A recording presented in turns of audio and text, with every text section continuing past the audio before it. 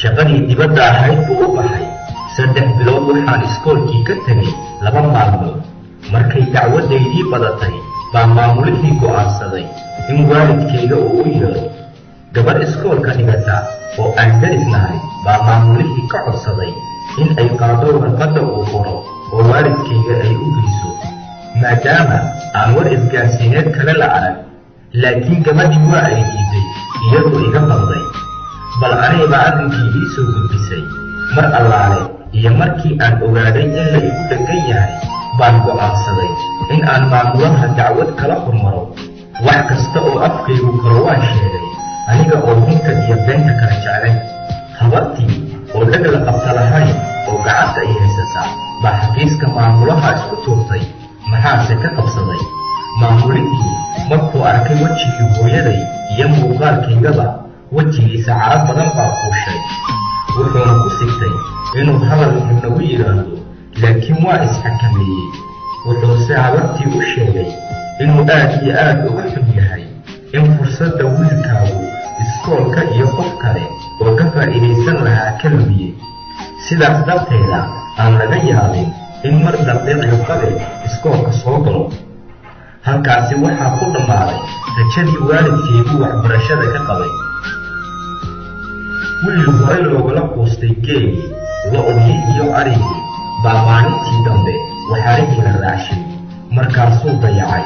kolkaasaa habaa dusha looga tuuray go'aanna lagu gaadhay inaan wax damba loo dirsan markuu go'aankaasi ogaaday buu yidhi calabsaday layga samir micnaha cid wax dambaa ii dirsanaysaa ma jirto aniga oo sifahaas oo kale ku sugan baa aniga iyo hooyadii ogtan dooni gurigii aan saaka ka soo qabanay ku soo laabanay hooyo ogtan hadal carab huwan aansee xaqiiqda ku qotoma bay ku tiraabtay oo tidhi haddaad qur'aankii iyo iskoolkiiba diiday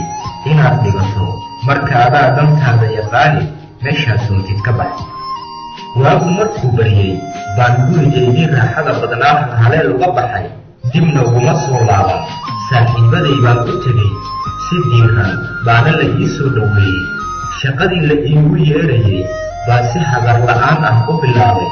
waxaan ku dhaqaaqay in aan dadka jeebabkooda baaro oo lacag iyo waraaqo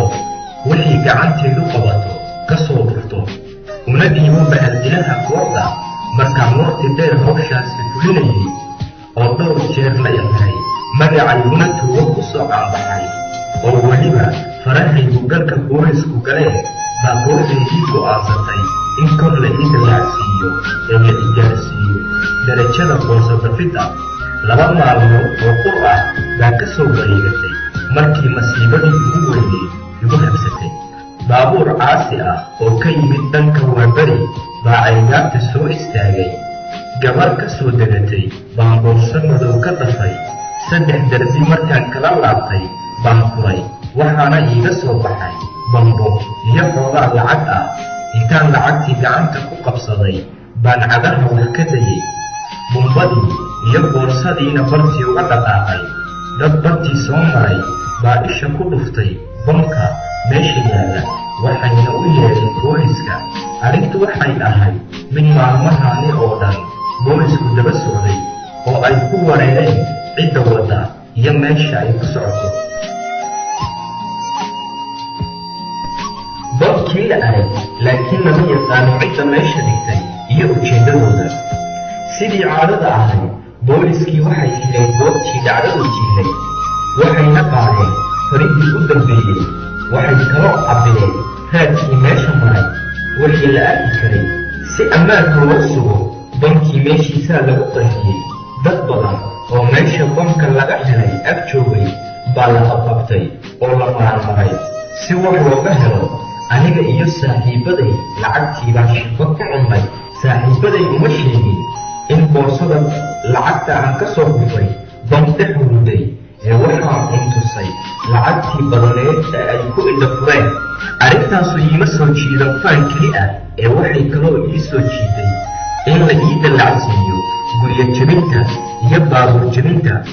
howlgalkii u horeeyey baan gacanta booliska ku dhacay anoo baldambiyeedkii gacanta kula jira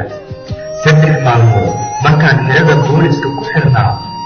askari waardiye ahaa magacaygii oo waraaq ku qoran naadiyey oo weliba raaciyey soo bax alaabtaadana soo qaado.